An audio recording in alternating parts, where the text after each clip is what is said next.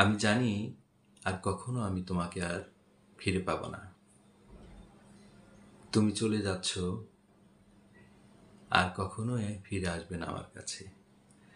তোমাকে পেয়েছি আমি ৩৬৫ দিন, শয়নে, স্বপনে, জাগরণে, প্রতিটি কথায়, চলাফেরায়, কাজে এবং কর্মে।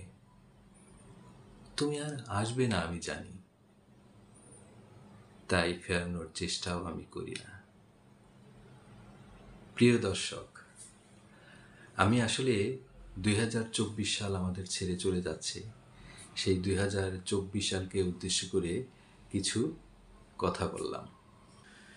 পৃথিবীর যে প্রান্ত থেকে আপনারা আমাকে শুনছেন এবং দেখছেন, তাদের সবাইকে হ্যাপি নিউ ইয়ার। সবার জন্য রইল আমার আন্তরিক শুভেচ্ছা এবং ভালোবাসা। আবারও সবাইকে হ্যাপি নিউ ইয়ার।